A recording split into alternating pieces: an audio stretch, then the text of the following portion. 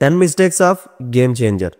Legendary status నుంచి cinema to cinema graph పడిపోతూ వెళ్తున్న శంకర్ గారి latest film game changer budget విషయంలో కానీ, మేకింగ్ విషయంలో కానీ, కంటెంట్ విషయంలో కానీ చాలా క్రిటిసిజం అయితే మోస్తుంది. అసలు గేమ్ చేంజర్ విషయంలో జరిగిన టాప్ 10 మిస్టేక్స్ ఏంటో ఈ వీడియోలో నా ఒపీనియన్లో మీతో షేర్ చేసుకుంటా. Without wasting any time, let's get started. First one, releasing on wrong time. Robo 2.0 తర్వాత ఇండియన్ 2 రిలీజ్ అవ్వకుండా సపోజ్ గేమ్ చేంజర్ కనుక రిలీజ్ అయ్యి ఉంటే ఇంత బ్యాక్లాష్ వచ్చిండేది కాదేమో.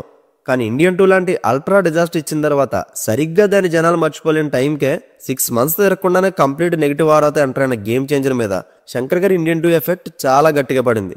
దట్టు ఇవి రెండు కూడా కమర్షియల్ సబ్జెక్ట్సే. ఈవెన్ కంటెంట్ కూడా సొసైటీకి ఇంటర్లింక్ గానే ఉంటాయి. అట్లీస్ట్ కంటెంట్ మారున్నా కొత్తగా ఏదో ట్రై చేసి మిస్ఫేర్ అయింది అని ఒక సింపతి అయినా వచ్చి ఉండేది. Number 2, 450 crores for just a political drama. Entry సీన్లో హెలికాప్టర్ వాడడం దగ్గర నుంచి మొదలెడితే క్లైమాక్స్లో సైకిల్ మీద వచ్చే పార్టీ మీటింగ్ వరకు ఎవ్రీ సీన్లో దిల్మావ పెట్టిన డబ్బు కనబడుతుంది. మీకు ఒక బెస్ట్ ఎగ్జాంపుల్ చెప్తా. హ్యూజ్ క్రౌడ్తో ఒక్కో ప్లేస్లో మినిమం 1 వీక్ చొప్పున కొండారెడ్డి బురుజు పార్టీ మీటింగ్ అని, రాజమండ్రి పార్టీ మీటింగ్ అని, చార్మినార్ దగ్గర ఒక మీటింగ్ అని, ఇంకా చాలా ఉన్నాయి. వీటికే బోల్డ్ అంత డబ్బు ఎఫర్ట్ చేస్తారు. కట్ చేస్తే ఈ సీన్స్ అని కలిపి సినిమాలో 1 minute కూడా ఉండవు. జస్ట్ మాంటేజ్ షార్ట్స్లో వచ్చి వెళ్ళిపోతుంటాయి. స్టోరీకి ఇవన్నీ అవసరమై ఉండొచ్చు, కానీ బడ్జెట్ని సేవ్ చేయడానికి ఆల్టర్నేట్ ప్లాన్ ఏదైనా వేసుకోవాల్సింది. Number 3, why expensive songs. Shankar గారికి సాంగ్స్ అన్నా, వాటి పిక్చరైజేషన్ అన్నా ఫస్ట్ నుంచి అదొక పిచ్ అంటారో, ప్యాషన్ అంటారో, వాట్ ఎవర్, మొత్తానికి కేవలం సాంగ్స్ వల్లే దిల్ మావ దిల్కి మర్చిపోలేని దెబ్బ తగిలింది. ఒకసారి చూసి అప్రిషియేట్ చేసి మర్చిపోయే వీడియో సాంగ్స్కి 75 కోట్లు ఎఫర్ట్ చేయడం చాలా దారుణం. సినిమాలో అన్నెసెసరీగా వచ్చే రా మచ్చ మచ్చ సాంగ్ కోసం ఎంత గ్రాండియర్ సెటప్ చేశారో మనం చూసాం. బట్ ఇక్కడ పాజిటివ్గా మాట్లాడాలంటే వాళ్ళందరికీ సినిమా వల్ల ఆ పూట పొట్ట గడిచింది కదా అని మీరు అనొచ్చు. కానీ నేను చెప్తుంది అంత లావిష్ స్కేల్లో తీసిన సాంగ్స్ వల్ల సినిమాకి ఏమైనా అడ్వాంటేజ్ అయిందా అని నా క్వశ్చన్. అండ్ ఈ సాంగ్స్ అన్నిటికన్నా సింపుల్గా ఫ్లాష్ బ్యాక్లో వచ్చే ఆ అరుగు మీద అనే సాంగే చాలా బాగుంటుంది. Number 4, emotional content missing. Game చేంజర్లో బిగ్గెస్ట్ డ్రాబ్యాక్ అంటే ఎమోషనల్ కనెక్టివిటీ ఎక్కడ కనిపించదు.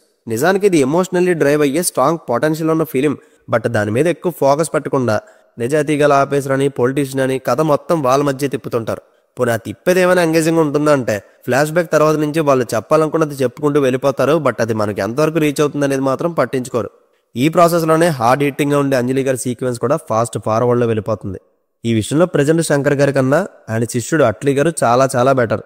ఆయన తీసే ప్రతి సినిమాలో ఎమోషన్ అనేది కీ ఫ్యాక్టర్గా వర్క్ అవుతుంది. Number 5, script judgment missing. Game changer narration ఎంగేజింగ్గా ఉన్న స్టోరీ వైజ్ చూస్తే అవుట్ డేటెడ్ అని చాలా మంది ఫీలింగ్, ఈవెన్ నాది కూడా. ఇలాంటి పొలిటికల్ కథలో, కరప్షన్ కంటెంట్లు మనం 100లో చూసేసాం. వాటిలో బాగా ఇంపాక్ట్ అయినవే శంకర్ గారి సినిమాలు. గవర్నమెంట్కి అగెనిస్ట్గా స్ట్రాంగ్ కంటెంట్ ఉన్న సినిమాలు ఆయన ఎప్పుడో తీసేశారు. ఇప్పుడు మళ్ళీ అన్ప్రెడిక్టబుల్ అని కొత్తగా చెప్పడానికి ఏముంది?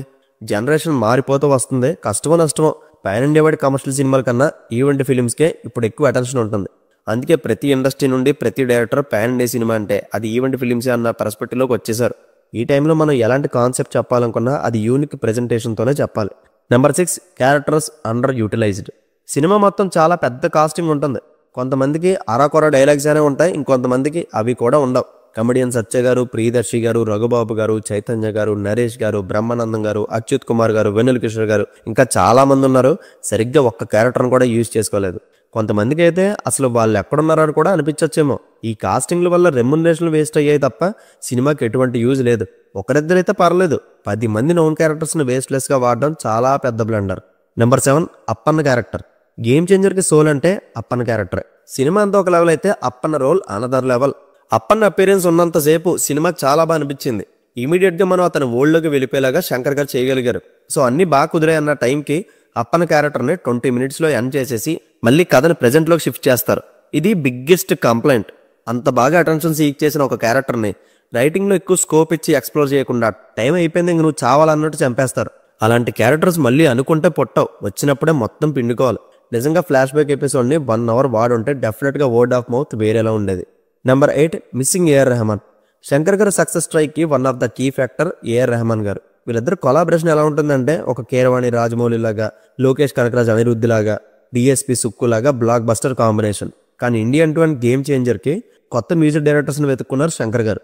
వాళ్ళ వర్క్ నేను తప్పు పట్టడం లేదు, but AR Rahman and Shankar combo అంటే అదో రకం. ఈ సినిమాలో సాంగ్స్ మీద ఒక పాజిటివ్ బజ్ క్రియేట్ అవ్వకపోవడానికి రెహమాన్ గారు లేకపోవడమే మేజర్ రీజన్. బట్ తమనన్న తన బ్లడ్ అండ్ స్వెట్ పెట్టి చాలా కష్టపడ్డారు. కానీ రెహమాన్ సాంగ్స్ ప్లస్ శంకర్ గారి విజన్ అంటే అదొక వైబ్లో ఉంటుంది. Number 9, where is vintage Shankar writing. Shankar గారి సక్సెస్కి రైటింగ్లో, స్క్రీన్ ప్లేలో, డైలాగ్స్లో బిగ్గెస్ట్ అసెట్ ఎస్ రంగరాజన్ గారు. భారతీయుడు నుంచి రోబో వరకు వీళ్ళిద్దరూ కలిసి వర్క్ చేశారు. ఆయన ఉన్నంతసేపు శంకర్ గారు మహారాజులు ఉండేవారు. ఆయన చనిపోగానే ఫస్ట్ టైం ఒక రీమేక్ సినిమా చేశారు. ఇంకా అప్పటి నుండి ఆయన కథలు ఎలా ఉన్నాయో మనం చూస్తూనే ఉన్నాం. చివరికి ఆయన స్టోరీలు రాసుకోలేకేమో గేమ్ చేంజర్ కోసం కార్తిక్ సుబ్బరాజ్ గారిని నమ్ముకున్నారు. బట్ ఇది కూడా తేలిపోయింది.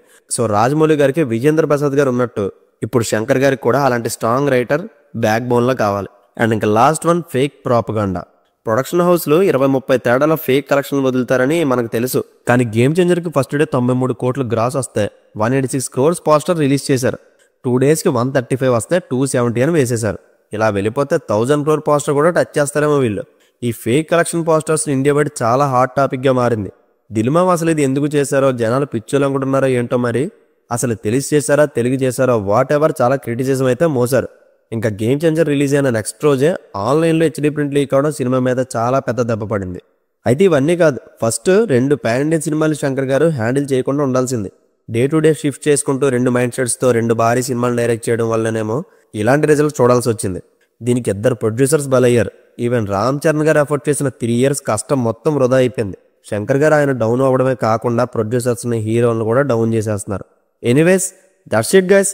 గేమ్ చేంజర్ మూవీ మీద శంకర్ గారి రైటింగ్ మీద నాకు అనిపించిన టాప్ 10 మిస్టేక్స్ ఇవే. ఇది పర్సనల్లీ నా ఒపీనియన్ వీడియో. నచ్చితే లైక్ చేయండి. And Game Changer movie result మీద మీ ఒపీనియన్ ఏంటో కామెంట్ చేయండి. See you in the next video. Take care friends and thank you.